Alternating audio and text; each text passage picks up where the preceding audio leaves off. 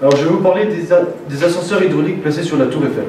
D'abord, replaçons-le dans le contexte. Les ascenseurs hydrauliques ont été inventés par Félix Léon Hédoult en 1864.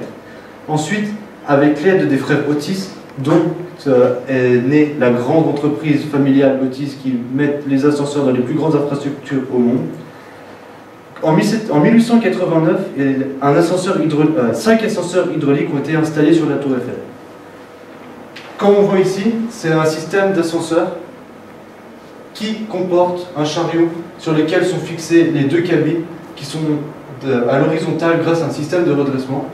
Ce chariot est tracté par des câbles qui sont eux-mêmes reliés à des poulies jusqu'au système de pistons qui se trouve au sous-sol, qui marche grâce à un accumulateur qui sont au nombre de 3.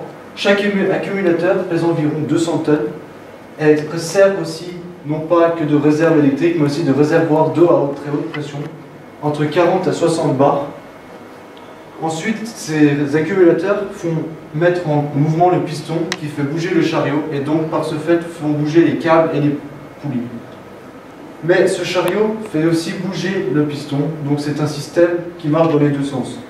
Ensuite, en 1986, une modernisation a été apportée parce que l'infrastructure devenait très vieille.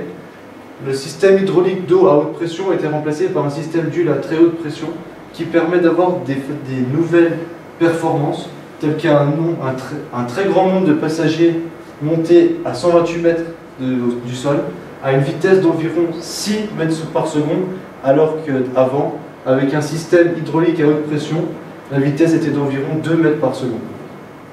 Les ascenseurs hydrauliques correspondent à l'une des plus grandes avancées technologiques du XIXe siècle.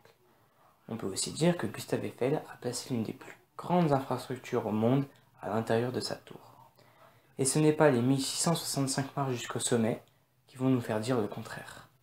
Nous allons donc maintenant vous parler de quelques chiffres clés des ascenseurs hydrauliques. Maintenant, je vais vous montrer des chiffres en rapport avec les ascenseurs de la tour Eiffel pour vous montrer que ce sont des chiffres assez importants et impressionnants pour l'époque. Par exemple, déjà, la course de la tour Eiffel passe du rez-de-chaussée, du sol de Paris, au deuxième étage, qui est à 128 mètres. C'est un des ascenseurs qui monte les plus hauts de l'époque. Ensuite, il y a une vitesse de déplacement assez rapide, qui est de 2 mètres par seconde, ce qui permet un très grand nombre de voyages par jour, en moyenne, qui est de 100. La capacité des cabines est déjà très importante pour l'époque. 2 fois 46 personnes dans chaque cabine, soit environ 7 tonnes, comptant le matériel et les personnes. Le poids du chariot des cabines à pleine charge est d'environ 22 tonnes, donc ce qui montre que les infrastructures doivent être très rigides et très puissantes pour pouvoir tenir un tel poids engendré par un simple chariot et des cabines chargées.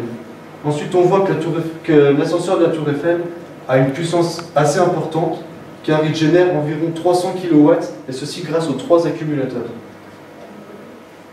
La durée moyenne d'un voyage est assez longue par contre. Pour un aller-retour, il faut environ 8 minutes 50. Ensuite, il y a 2 autres chiffres. La durée moyenne entre 2 étages est d'environ 1 minute.